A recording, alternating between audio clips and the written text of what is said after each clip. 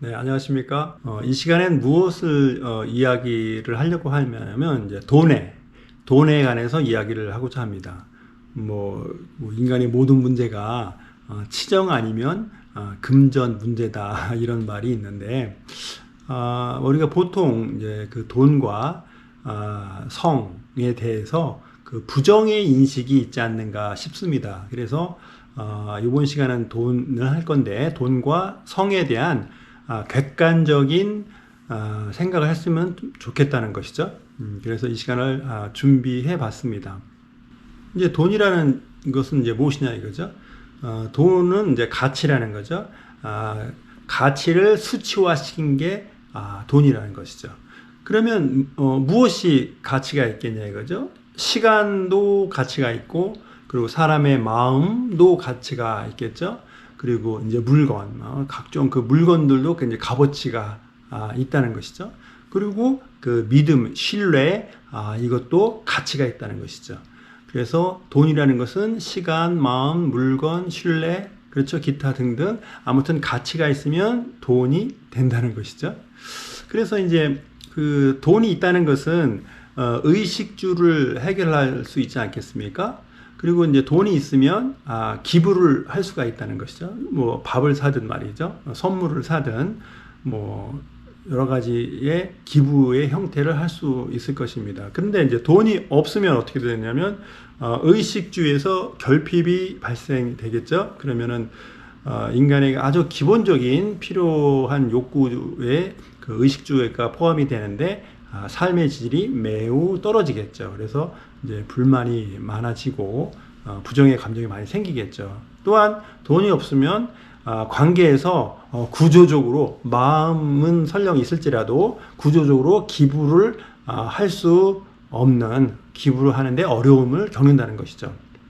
그러면 돈이 있고 없고에 따라서 기부를 할 수 있고 기부를 할 수 없다는 것은 무엇이냐면 관계 차원에서 착취와 거래와 사랑에 대해서 이야기했지 않습니까? 그래서 거래나 사랑의 관계에서 기부를 할 수 있다는 것이죠. 근데 돈이 없으면 구조적으로 돈과 관련해서 기부를 할 수 없기 때문에 구조적으로 착취의 구조로 갈 수밖에 없는 부분도 있다는 것이죠. 그래서 돈에는 가치가 있고 여러 순기능이 있다는 것이죠. 그래서 이 시간에는 다시 한번 말씀을 드리지만 돈에 대해서 객관적인 시각을 좀 가졌으면 좋겠다는 것이죠. 돈 해서 이제 돈에 대한 막 긍정적인 마음이나 아니면 뭐 돈으로부터 좀 초월해야 되지 않겠느냐, 내가 원하는 거, 내가 하고 싶은 일을 해야 되지 않겠느냐.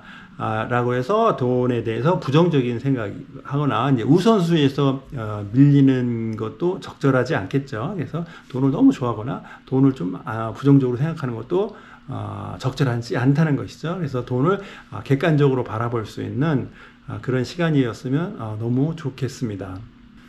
그래서 이제 지금은 이제 연필 생각의 시간이니까 돈에 관해서 제가 이렇게 느끼고 있는 거를 소개하는 시간입니다. 그래서 돈하면 333 법칙으로 한번 정리해 봤습니다.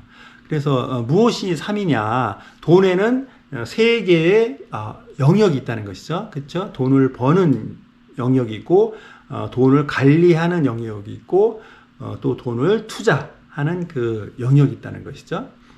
그리고 또 돈의 그 3에 또 해당되는 것은 돈을 관리함에 있어서 통장을 세 가지 종류, 세 가지 영역으로 관리를 했으면 어떨까 싶습니다.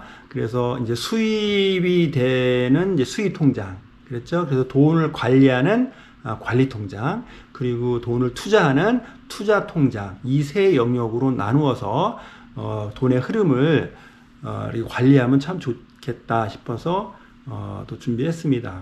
마지막에 돈의 333 법칙의 세 번째는 뭐냐면 투자를 하는데, 그렇죠? 돈의 영역 중에서 투자의 영역이 있다는 것이죠.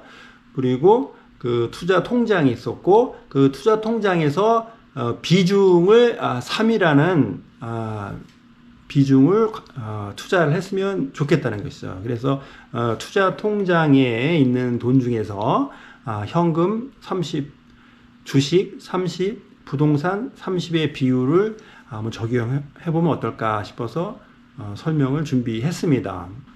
돈의 영역 세 가지가 무엇이 있겠느냐?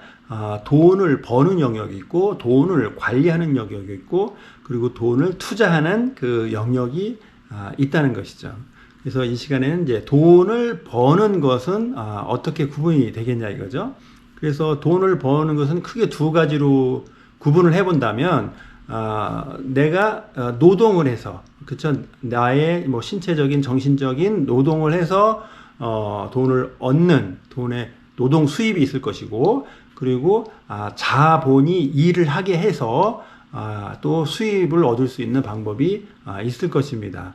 그래서 그 노동 수입은 크게 두 가지로 봤는데, 내가 피고용인으로서 노동 수입을 얻을 것이냐, 아니면 고용인으로서 노동 수입을 얻을 것이냐라고 구분해 볼 수 있겠죠. 그래서 노동 수입의 그 특성은 시간에 비례한다 이거죠. 그리고 시간에 종속된다는 특성이 있습니다. 그리고 이제 많은 분들이 이제 피고용인으로서 노동 수입을 얻는데, 이것에 큰 장점이 있겠죠. 시간에 종속이 된다는 단점이 있지만, 장점은 뭐겠냐면, 앞으로의 일이 예측이 가능하다라는 아주 좋은 장점이 있습니다. 노동 수입에 해당되겠죠. 그래서 노동 수입을 얻으려면 기술을 습득을 해야겠죠. 그래서 일반 기술 공부가 필요할 것이고, 아니면 전문 기술 공부가 필요할 수도 있겠죠.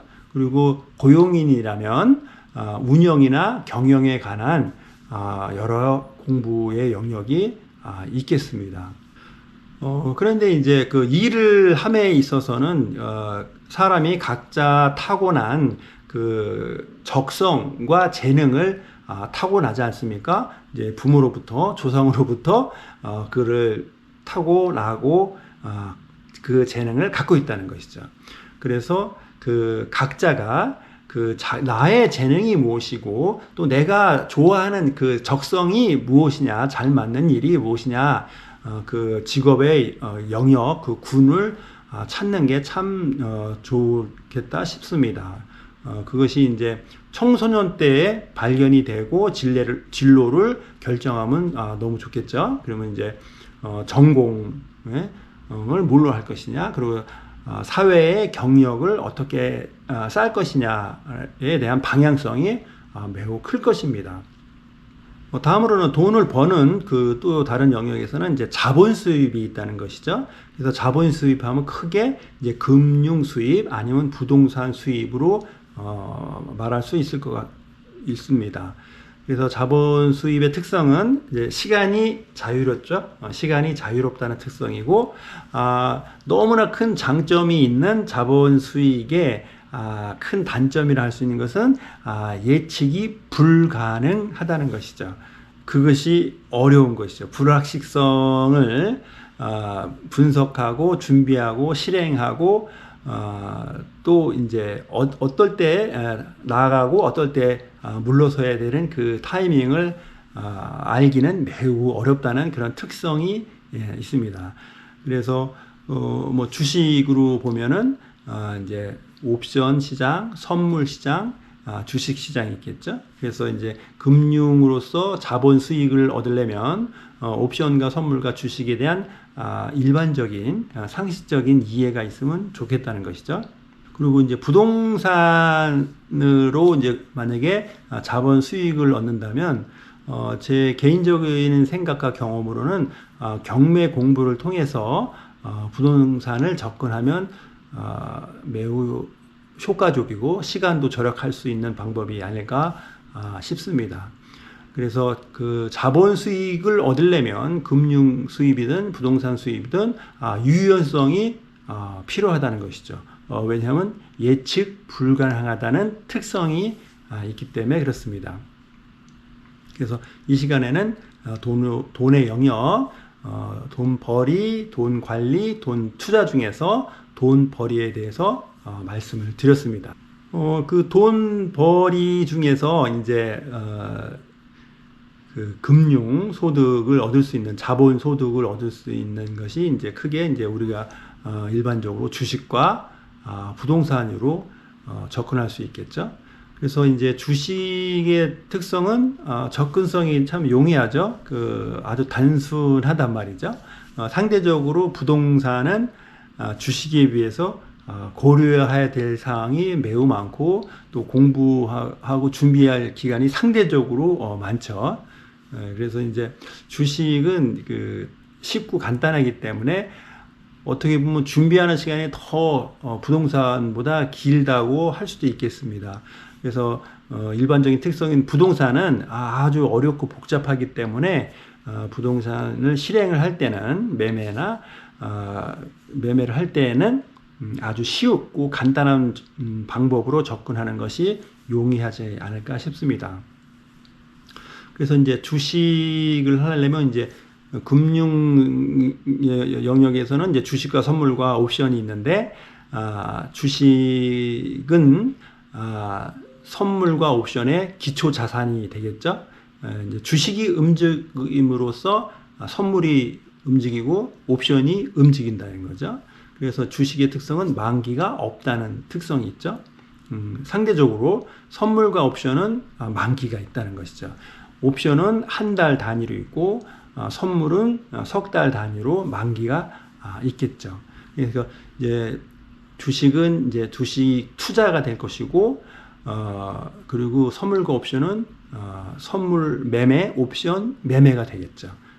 선물 투자, 옵션 투자라는 말이 성립이 될 수가 없겠죠. 왜냐하면 시간에 제한을 받기 때문에 그렇습니다.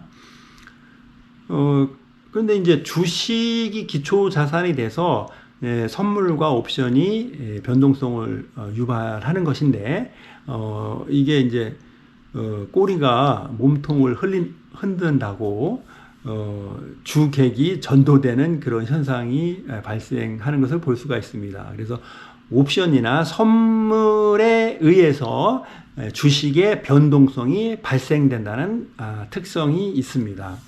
그리고 또 주식을 하면 이제 우리가 차트를 이야기하지 않을 수밖에 없는데 이제 차트라는 것은 가격과 시간을 시각화시킨 거죠. 가격과 시간을 그림으로써 보여준 게 차트라는 것이죠. 그래서 그 차트에 대한 이해가 매우 중요하고 기본 중에 아주 기본이라고 할 수 있는데 그 주식 매매하는 종류가 5천여 가지가 있다고 하더라고요. 그래서 제 나름대로 주식 차트를 어떻게 하면 이해를 할 수 있을까라고 소개를 한다면 그 우량 주식 있지 않습니까? 매우 우량 주식, 누구나 다 아는 그 회사, 그것이 이제 우량 주식이라고 말할 수 있을 것 같아요. 그래서 우량 주식을 한 달에 한 번, 그럼 예를 들어서 뭐 첫 주 월요일 이렇게 정해놓고 한 주씩 사는 겁니다. 한 달에 한 번씩. 그것을 3년간 사는 거예요. 그러면 3년에 뭐 많은 일들이 있겠죠. 가격이 오르고 내리고, 어떨 때는 비싼데도 계속 사야 되고, 어떨 때는 싼데도 뭐 더 사고 싶은데 더 사지 마시고 한 주를 계속 매월 한 번씩 사는 겁니다. 그래서 이제 주봉을 설정을 해서 한 3년간 매월 첫째 주 예를 들어 월요일 날 정해놓고 한 주씩 꾸준히 산다면 차트에 대한 이해를 할 수 있을 것입니다. 그리고 이제 매매 원칙에 대해서 그 다음 말씀을 한번 드려보면 가격이 쌌을 때 사는 것이고 가격이 오르났을 때 비쌀 때 파는 대원칙이 있습니다. 그래서 이것은 누구나 알고 상식적인 이야기인데 물론 이제 부동산도 마찬가지고 모든 매매에 다 성립될 수 있는 건데 가격이 쌀 때 사야 된다는 것이죠. 그리고 비쌀 때 판다는 그 원칙을 고수하는 게 매우 중요하다는 것이죠. 그리고 분할 매수를 하고 또 분할 매도하는 그 방법을 사용하면 좋겠다는 것이죠. 그래서 한 번이나 두 번에 걸쳐서 내가 갖고 있는 현금을 다 매입하기보다는 일정 비율로 또 일정 가격에 의해서 분할로 매수하고 분할로 매도하는 것이 너무너무 중요하다는 것이죠. 매매 원칙에서요. 최고가에서 50%가 떨어졌을 때, 그렇죠. 이제 매입을 하기 시작하는 거죠. 왜냐면 상대적으로 낮은 가격이니까요. 그래서 50%보다 위로 올라갔을 때는 이제 매도하는 그런 영역이 있을 수 있겠죠. 그래서 또 최고가보다 7, 80%가 떨어진다면, 지금 말씀드린 건 우량주라는 전제로 말씀을 드리는 겁니다. 최고가에서 7, 80% 정도 떨어졌을 때 아주 적극적인 매수하는 그런 매매 기법 중에 하나가 있거든요. 근데 이제 이것은 초보자라도 아주 유효한 매매 방법이 될 것입니다. 그래서 이제 30%씩 이제 분할 매수를 들어가고 또 분할 매도가 들어간다는 것이죠. 그리고 매수를 했을 때나 또 매도를 했을 때 후회를 하면 안 된다는 것이죠. 내가 매수를 했는데 가격이 막 떨어졌어요. 그러면은 좀 더 기다렸다가 더 싼 가격에 살 걸라는 후회하면 안 되고요. 내가 매도를 했는데 가격이 설령 많이 오른다 하더라도 나중에 팔 걸 하고 그 매도나 매수를 후회하면 안 된다는 것이죠. 내가 후회하지 않을 가격에서 매수를 하고 후회하지 않을 가격에서 매도를 한다는 것이죠. 그래서 그 금액이 중요한 것이 아니라 내가 매수나 매도를 결정했으면 후회하지 않겠다는 그 선택, 그 원칙이 매우 중요하다는 것이죠. 그럼으로써 이제 차트를 이해하는 그 기간에 말이죠. 그 가격이 오르고 가격이 내림으로써 내 마음에 욕심이라는 감정, 그리고 두려움의 감정의 경험을 많이 하면 할수록 좋다는 것이죠. 사람이 계속 반복하면 익숙해지지 않습니까? 어디에 익숙해지냐면 욕심이라는 감정에 익숙해지고 두려움이라는 감정에 반복적으로 함으로써 익숙해짐으로써 약간 더 초연할 수 있다는 것이죠. 거기서 욕심과 두려움이라는 감정을 내가 거리를 두면 둘수록 나는 더 객관적인 입장에서 생각하고 판단하고 선택할 수 있다는 것이죠. 그 모든 것이 훈련의 기간이라고 말할 수 있습니다. 이제 지금 이제 주식에 대해서 이제 말씀을 드렸는데, 부동산은 어떻게 공부했으면 좋겠냐 이거죠. 연필 생각 시간입니다. 제 생각을, 제 경험과 그것을 나누는 시간인데, 부동산을 접근을 하려면 가장 쉽고 효과적이고 빠른 방법은 공인중개사 공부를 하는 것이 좋다고 봅니다. 그래서 기간은 한 넉 달에서 6달, 6개월 정도를 공부를 하면 전반적인 부동산 중개사 그 과목이 무엇이 있고 내용이 무엇이 있고 그리고 용어가 익숙해진다는 것이죠. 내용을 기억을 안 해도 괜찮습니다. 꼭 암기를 안 하셔도 돼요. 얘기했을 때 들었을 때 생각나는 정도, 그러니까 그 용어에 익숙해진다는 것이죠. 그러면 공인중개사 공부를 4개월에서 6개월 정도 해도 괜찮다는 것이죠. 이제 최소한의 것을 이제 말씀을 드리는 거예요. 그 다음에는 그 경매 공부를 한 6개월 정도 하는 것입니다. 그래서 경매 공부할 때 이론도 공부하고요. 그리고 이제 동호회나 뭐 그런 형태로 해서 모의 임장 활동과 또 모의 입찰 그거 활동을 한 6개월 정도를 하면은 부동산에서 전반적인 내용을 이해할 수 있다는 것이죠. 그러면 한 1년 정도의 시간이 걸리겠네요. 그 다음에는 경매로서 부동산을 접근하는 것이 아니라 일반 매매로서 부동산을 접근을 하는 것이죠.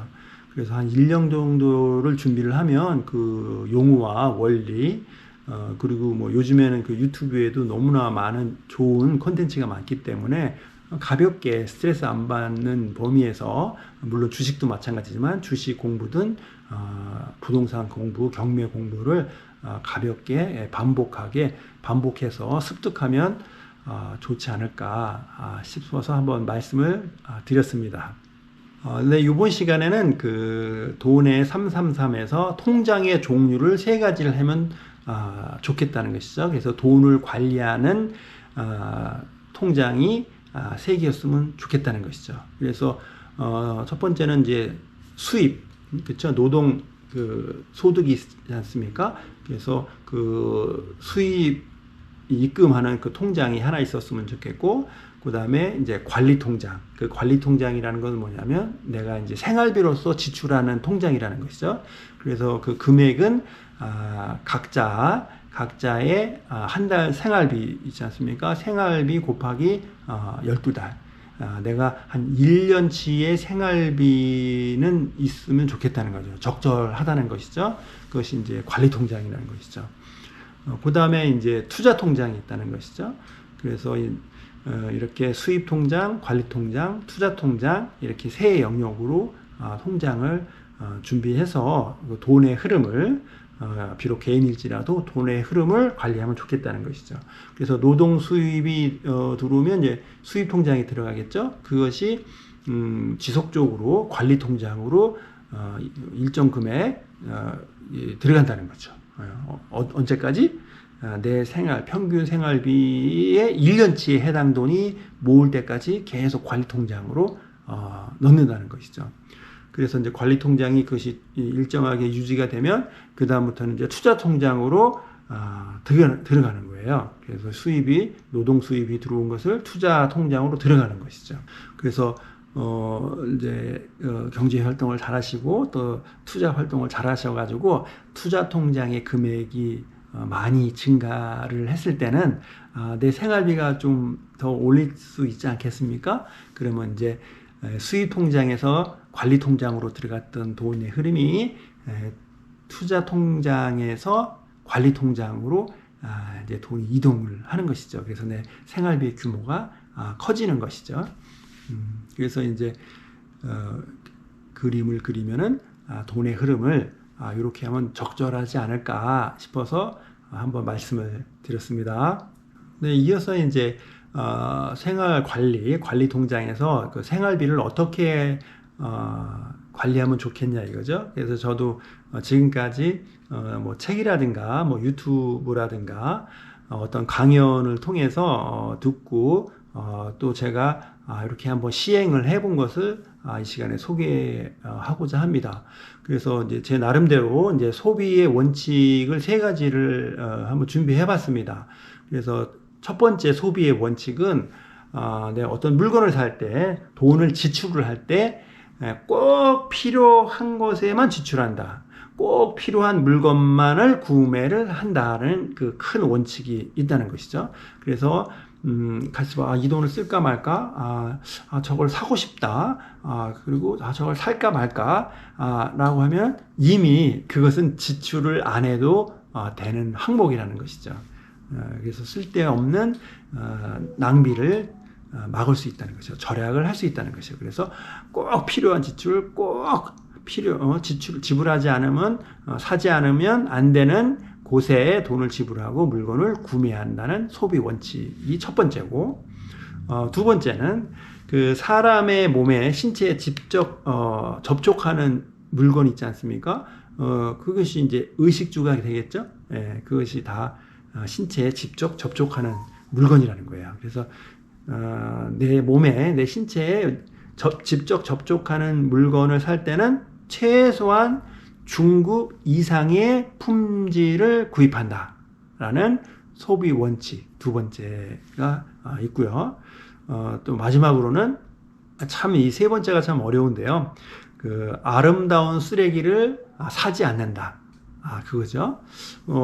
예를 들어서 이제 가정은 이제 결혼 후부터 시작을 하니까 첫 번째 결혼이라는 것은 뭐 웨딩 촬영이 있겠죠. 그리고 또 뭐가 있을까요? 뭐 아이를 낳으면 각 사진과 많은 책들과 많은 장난감들을 자식을 사랑하니까 많이 구입을 하게 되거든요.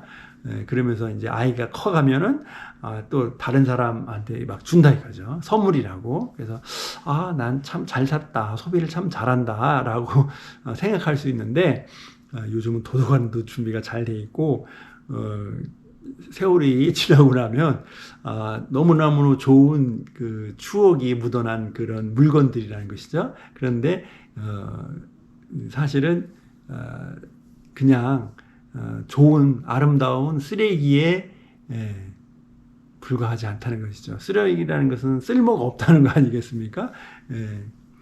뭐 이것은 또 많은 책들과 강연에서 말했으니까 이 정도로 아름다운 쓰레기를 버리자.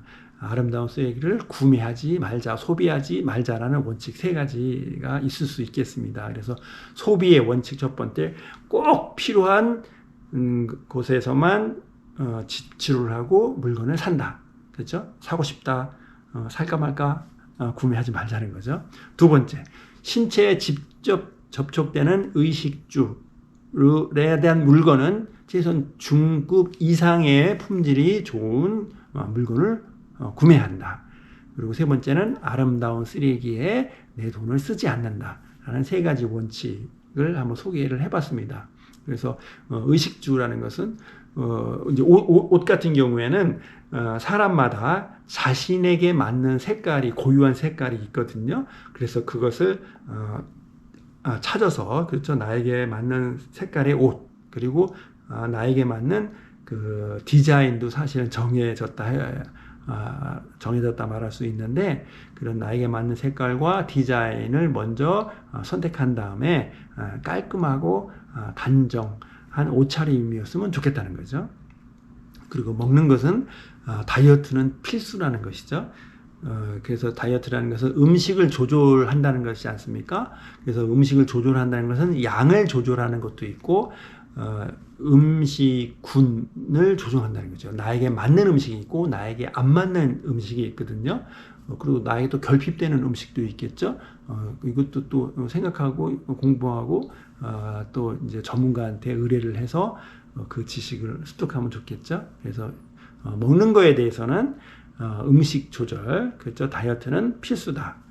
그리고 과식을 금지하고 야식을 금지한다 이거죠. 그러면서 운동. 그렇게 하면은 그 누구에게나 그 아주 건강한 삶을 살 수 있지 않을까 싶습니다. 그 또 세 번째는 이제 의식주, 주거가 되겠죠. 주거의 큰 원칙은 뭐냐면 불편하지 않는 범위에서 주거 공간은 작을수록 좋다는 거예요. 여러 가지로 심리적으로나 뭐 경제적으로 불편하지 않은 범위에서 내 주거의 크기는 작을수록 좋다는 또 그런 원칙이 있다고 하고 저도 이렇게 실천하려고 애쓰는 편입니다. 네, 이번 시간에는 이제 투자 통장에서 그 비율을 333으로 한다는 것이죠. 그래서 투자 통장에는 어떤 비율이냐면 현금, 그리고 주식, 부동산이 있는데 그 비율이 333이 기본이 되었으면 좋겠다는 것이죠. 근데 이제 예를 들어서 주식에 30% 있다는 거예요. 투자 통장 전체 금액의 30%라고 가정을 했을 때 그것이 30%에 해당되는 것을 또 3분의 1씩 나눠서 분할 매수, 분할 매도의 원칙을 적용하면 좋다는 것이죠. 그래서 앞에서도 말씀을 드렸는데 최고 가격, 그 우량 주식의 최고 가격의 50% 정도 되면은 매수 시점이 왔다는 것이죠. 그래서 50%보다 아래로 내려가면 매수를 적극적으로 한다는 것이죠. 1년에 뭐 한 번, 두 번은 오겠죠. 그래서 한 50% 정도 떨어지면 그 언저리, 그쵸. 그러면은 한 30%를 사고, 만약에 최고 가격보다 70%, 80% 떨어지면, 그 비중을 확 늘린다는 거예요. 한 90%까지 늘리는 거죠. 그 뭐 예를 들어 60%면 뭐 한 60%, 50% 떨어졌을 때 30%, 60%였을 때 또 30%, 또 70%, 30% 하면 90%지 않습니까? 그래서 50% 이하에서는 매수의 영역이라는 거죠. 그 이제 저가에 사는 영역이겠죠. 그러면은 사실은 논리적으로는 사야겠다라고 하는데 심리적으로는 사지 못하게 한다 이거죠. 더 떨어지면 어떡하지? 라는 그 두려움 때문에 살 수가 없다는 거예요. 그러면 이제 매도의 그 영역은 무엇이냐면 50% 이상일 때 한다는 거죠. 그건 이제 개인마다 이제 선택의 영역 자유가 있으니까 무엇이라 말할 수 없는데 그 50%보다 높았을 때 매도의 영역이라는 거죠. 그러면 고가가 되겠죠. 그래서 저가에 사서 고가에 산다는 그 원칙에 부합이 되겠죠. 근데 이제 이것이 이제 사실은 처음 듣는 내용은 아니지 않습니까? 누구나 다 아는 내용인데 왜 안 되냐면 가격이 떨어지면 더 떨어질 것 같은 두려움 때문에 못 사고 가격이 오르면 나 이거 이번 기회에 이걸 잡아야겠다. 이 기회를 상실할 것 같아요. 그렇죠? 분위기도 좋잖아요. 그리고 가격이 올랐으니까 또 예측 가능하고 또 안전할 것 같은 마음이 안전하다는 거죠. 그래서 그 욕심이 생기는 거예요. 이거 나 기회를 놓치면 안 돼. 그리고 많이 사야겠다. 그 초보자일수록 몰빵이죠. 한 번 분할 매수 매도가 아니라 아주 몰빵 매수 몰빵 매도죠. 그래서 욕심이 확 생겨가지고 고가에 사는 그런 엇박자를 생기게 되죠. 그래서 저가에서는 못 사고 고가에서만 사는. 그래서 마진폭이 적거나 아니면 손실을 입을 확률이 뭐 90% 이상이죠. 절대적으로. 그래서 주식을 살 때는 최고 가격에 비해서 50% 이하에서는 매수의 영역, 50% 이상에서는 매도의 영역이라는 것이죠. 어떻게 보면 뭐 부동산도 그렇고 모든 물건도 마찬가지죠. 이 원칙을 세우면 참 좋지 않을까 싶고요. 저도 이제 이 원칙에서 이제 조금씩 실천하고 있습니다. 이상 돈에 대해서 돈의 특성에 대해서 333 법칙이라고 제 나름대로 이제 압축해서 정리해서 한번 나눠 봤습니다. 그래서 돈에 대한 부정의 인식이 너무나 많은 사람들이 갖고 있고 그리고 그 노동 수입에만 치중돼 있고 시각이 너무 한정돼 있다는 것이죠. 그래서 설령 내가 노동 수입을 얻을지라도 금융소득의 영역이 있다는 거, 그리고 특히 접근성이 쉬운 건 이제 주식이니까 주식을 어떻게 접근을 하는 것이 좋은 것인가에 대해서 한번 소개를 해드렸습니다. 그래서 이번 시간에 가장 큰 목적은 돈에 대한 부정의 인식을 깼으면 좋겠다는 것이죠. 그래서 돈을 객관적으로 내가 필요한 것이죠. 그리고 내가 돈을 다룰 수 있는 그런 마음의 준비와 그런 연습이 되었으면 좋겠다 싶어서 이 영상을 촬영하게 되었습니다. 네, 고맙습니다.